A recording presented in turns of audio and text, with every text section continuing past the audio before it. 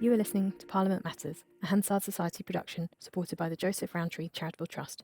Learn more at hansandsociety.org.uk/pm.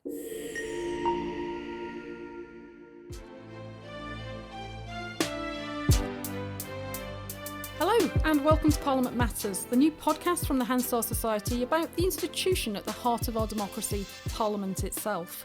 I'm Ruth Fox. And I'm Mark Darcy. Every week we're going to be analysing what's going on behind the Gothic facade of Westminster. We'll be explaining how the system works and hearing about the latest research on the workings of Parliament and politics. And looking back at key moments of parliamentary history.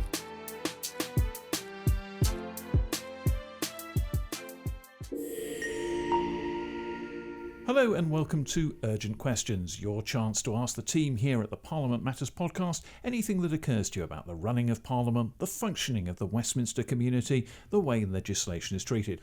Ruth, the first question.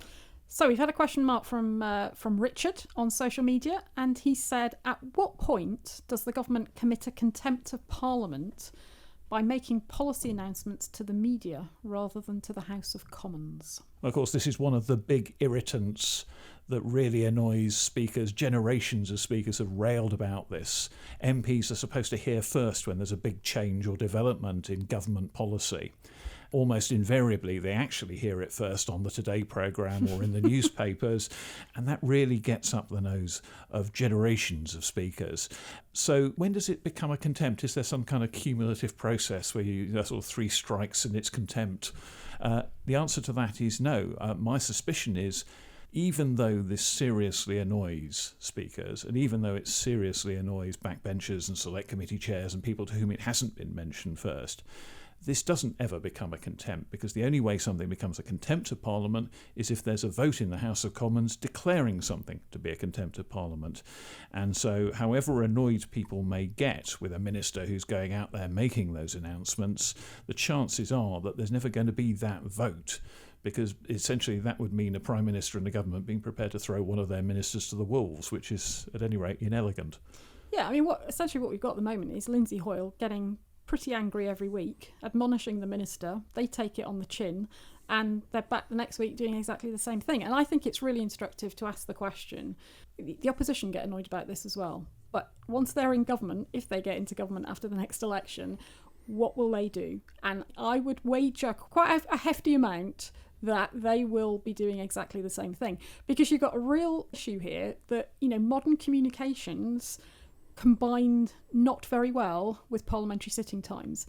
No communication director for the government worth their salt is going to say to the minister, yes, minister, don't make your announcement until 2:30 on a Monday afternoon, or Parliament doesn't sit every Friday, so they can't do anything, you've got to wait till the following Monday. It's just not going to happen. This has been going on for decades. The Speaker's trying to enforce the Ministerial Code. I mean, Parliament, the House of Commons has never actually said itself in a resolution of the House that it doesn't want ministers to do this. It's actually enshrined in the Ministerial Code, which is issued under the Prime Minister's signature. So that Lindsay Hoyle keeps standing up and reminding ministers that, they should be adhering to the Ministerial Code. But if MPs really, really, really care about this, they should pass a resolution of the House, or they should take one of the issues and refer it to the Privileges Committee. But that, of course, is very unlikely to happen. And absent that, a Speaker of the House doesn't really have any great power other than to deliver a stinging rebuke. I mean, John Bercow used to make a habit when he was Speaker of allowing an urgent question on something that had been announced elsewhere than in the Chamber of the Commons, and then letting it run for quite a while. I can remember, I think it was Greg Clark, when he was a junior minister before he entered the cabinet, was kept on his feet in the Commons for a really quite disturbingly long time on, I can't even remember the issue now, but he was kept up there facing questions for a really long time. And at the end of it all, when Bercow finally drew it to a close, he did sort of Jeremy Paxman like, yes, and if the minister doesn't want to go through that again, he should make sure he follows the proper protocol and announces things here first, here. And then do it again the next week. And then, of course, it all, rinse and repeat, the whole thing started happening again. Yeah, I mean, I think this comes back to, what solution is there? MPs could ask for an inquiry, they could get Privileges Committee to look at it, Procedure Committee could look at it, but in the end, unless there's a change in sitting arrangements or some new mechanism to enable ministers to make statements earlier, it's just going to carry on. And you could maybe say, well, we'll refine it. Does this apply to all announcements? Is it a separate sort of approach to major announcements? Or mini announcements? Maybe it's that the House actually cares about the really sort of big financial or legislative announcements where the government's assuming, before asking Parliament its view, it's assuming that Parliament's going to agree. And there's arguably a constitutional question there about whether it should be making such assumptions. So maybe those things should have a different approach to them. But you could, can you imagine having a sort of debate with a minister who's making the case that actually their announcement is quite a minor matter and they should be allowed to get away with it?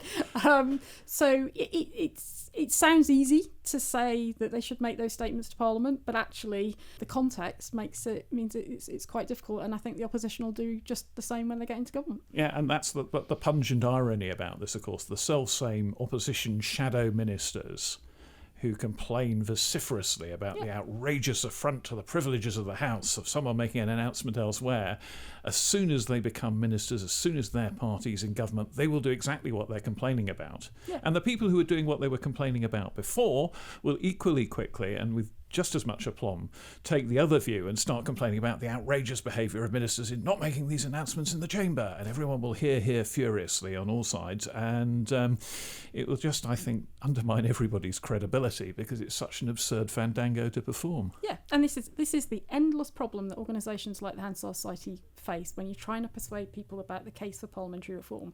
The opposition get it when they're in opposition. As soon as they enter the doors of number 10 and the sort of ministerial offices, it's like, oh, we can't do that now. Yeah, and the proverb is there's kind of there's just a brief moment before the reality of office catches up with the new government and they decide they don't want more scrutiny than they were getting. Yeah, and how quick will it be before all those people currently on ministerial offices, if they end up back in opposition, how quickly will it be before they actually sort of decide, oh really, we do need some reforms to ensure better ministerial accountability?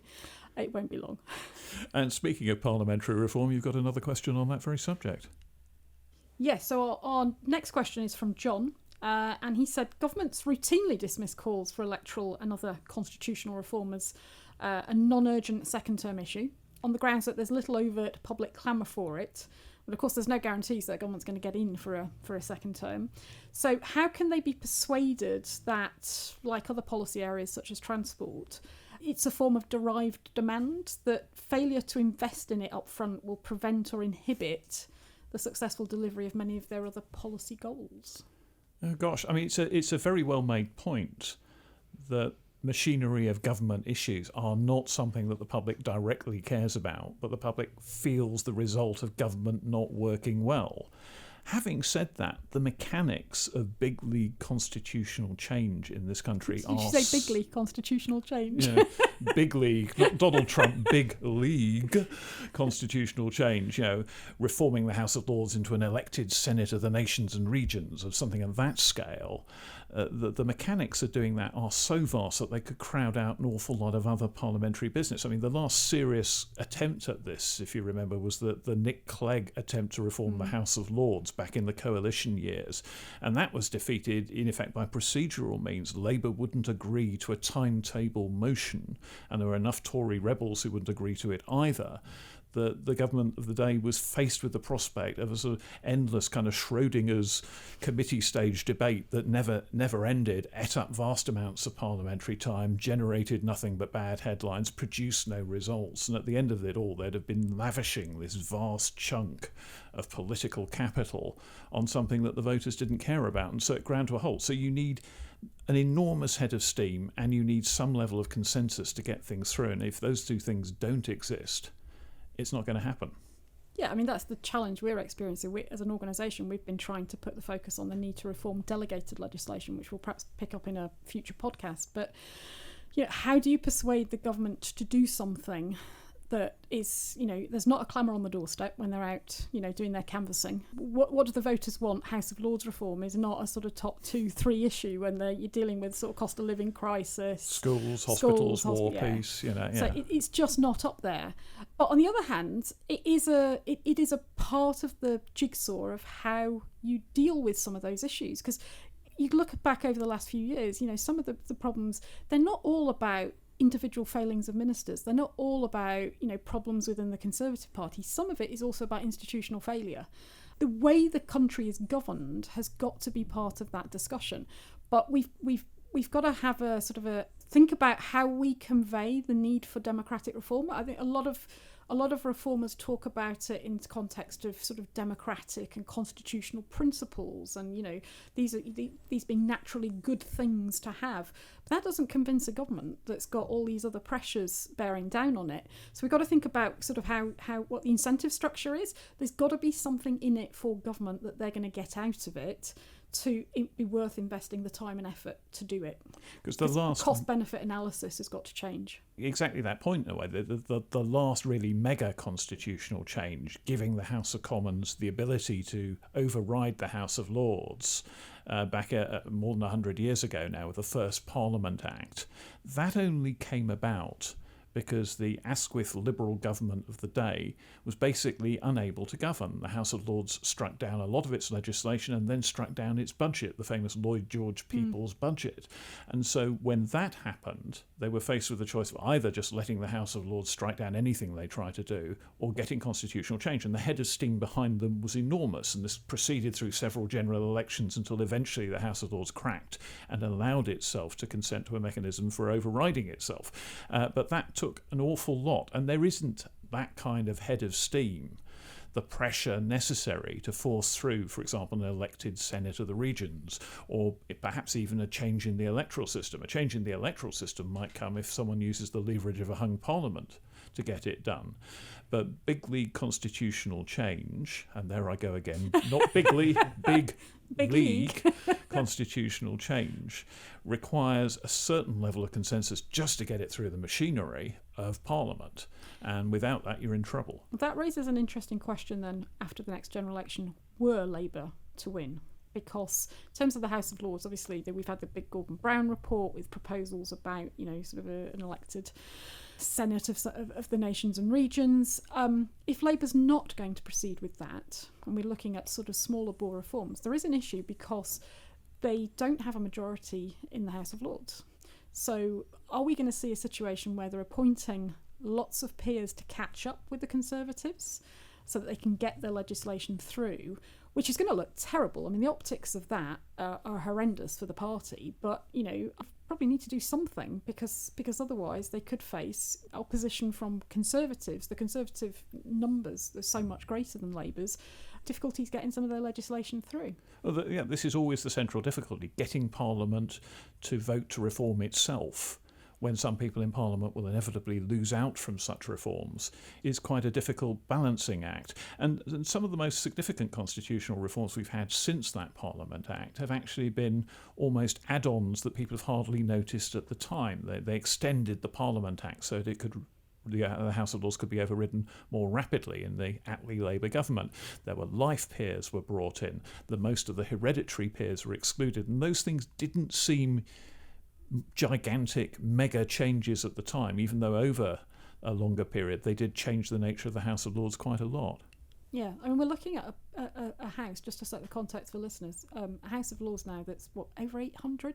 Over 800 members, and the Commons is 650. So if you're in the territory of having to appoint new Labour peers to catch up with the numbers and sort of strike a better balance, I mean, that's just... It's quite a ratchet effect, isn't it? Every new government wants to top up its numbers. Because of recent Prime Ministers, only Theresa May really sort of did not appoint significant numbers to the House in the ways that other Prime Ministers have done. So I think they're going to have to do something, or there's going to be a sort of recognition that if we're not going to get the big bang reforms, because it's going to take up so much parliamentary time, so much legislative time, and, there's going to be big disagreements about how to do it, then we're going to have smaller ameliorative reforms, and perhaps that's one of the things we actually need to touch on in a future episode, is getting somebody who can talk to us about Lords reform and how it might be done. I think we can probably think of a few people who can help with that. Or the alternative is Labour's going to have to do a deal in the Lords with the Conservatives and the crossbenchers about how they deal with this, short of appointing new peers. So watch this space. Well, indeed. I mean, it's not as if there's a great shortage of proposals for House of Lords reform. I mean, it's more the kind of the grand designs question. Will we be in by Christmas? Will it be doable? Can it be done in any reasonable timescale and without crowding out much else that the government might like to do that the voters actually directly care about? And also these sort of smaller reforms where the peers themselves have got ideas and want change. I mean, the irony here is that the House of Lords itself recognises the problem, and the peers recognise it, the Lord Speaker recognises it, and they've got a whole sort of set of proposals themselves about how they'd fix some of these issues. And the Commons, they haven't got sort of government support to do it, and it's sort of stalled. Absolutely. Well, of course, our third question is on something of the same ground here, because we've got a questioner who's asking if there's actually a need for a second Chamber of Parliament. Couldn't all the work be done by the Commons? Yeah, so this question was, if each of the three devolved legislatures works perfectly satisfactorily, which is, I think, a question that we might think about, without a second chamber, why does Westminster have to be different? Other than in countries with a federal structure, what useful function does bicameralism serve? Well, as you say, the first part of that question, the premise that you need to accept there is that all the devolved legislatures function well, which I think there are probably people in Scotland, Wales, Northern Ireland who might be moved to question that. But leaving that aside, I think that the most important thing that a second chamber does in a parliamentary system is provide a moment for second thoughts and revision. If you think that perfect laws sort of spring fully armoured from the brows of ministers and just have to be rubber stamped by the Commons and get out there and enough of this footling around with two houses of Parliament, then fine. But certainly my feeling is that you do need to take two looks at the law of the land, where you're dipping into people's pockets to pay for stuff, where you're imposing actions on people, possibly in pain of imprisonment. Take a second look. It's quite an important part of the process to have some kind of backstop there. Yeah, I mean, that's the Lord's function, revising chamber, but it gives the opportunity to ask the House of Commons to think again. Are you sure this is what you want to do? And essentially that's what they do through the legislative process. They put alternative proposals, alternative ideas, alternative drafting in the legislation back to the House of Commons and say, we'd like you to consider this, and the House of Commons then says yes or no, and they bat it back. Frequently no, they bat it back and forth, but it is that opportunity, question and probe and say, are you absolutely sure? And then eventually they reach agreement. And another point worth bearing in mind was, were you to sweep the House of Lords away, the House of Commons had better up its game, because at the moment an awful lot of law is sort of voted through the House of Commons with amazing rapidity and not much consideration, and certainly not the kind of trawl through the detail that you do get in the House of Lords. And the House of Lords often comes up with quite serious problems that have to be rectified as part of this process. So unless the House of Commons was to get an awful lot more intensive in its scrutiny of legislation, we'd end up with an awful lot of bad law on the statute book, and that would not help anybody. Yeah, and the peers are doing a lot of the very technical scrutiny that the Commons either doesn't have time for, or at the minute doesn't have the resources for. Particularly things like delegated legislation, regulations. Peers don't have constituencies, so they spend an awful lot more time on the really detailed technical scrutiny of legislation, which the Commons really doesn't want to really do. But I think going back to the devolved legislative experience, one of the problems with a single chamber is that they are obviously quite small, much smaller than Westminster. So there are capacity issues, and the Welsh Parliament is looking to expand its numbers. But there is an issue where once you leave office in one chamber and you go on to the opposition benches, certainly in the early period when if the committees, for example, are scrutinising legislation, scrutinising policies, they're scrutinising the things that they were doing not long ago.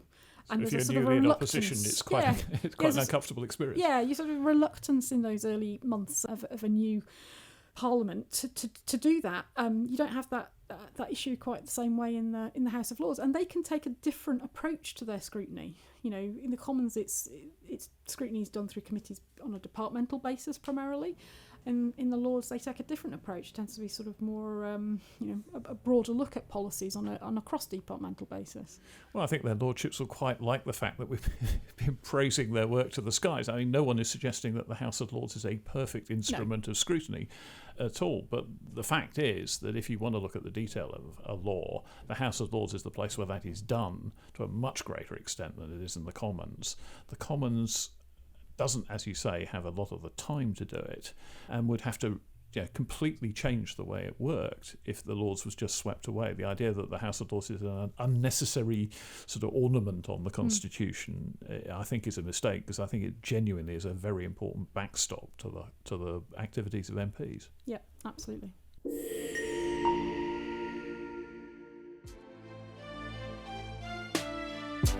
Thanks, Ruth. So those are our 3 questions for this edition of Urgent Questions from the Parliament Matters podcast. I'm Mark Darcy.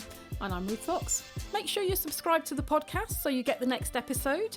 Do share your thoughts by reviewing us on Apple or Spotify or wherever you get your podcasts. And if you've got any questions you'd like us to talk about in our special Urgent Questions episodes, go to hansardsociety.org.uk/PM. You can put your questions there. Or you can follow us across social media at Hansard Society. Thanks for joining us. See you soon. Goodbye.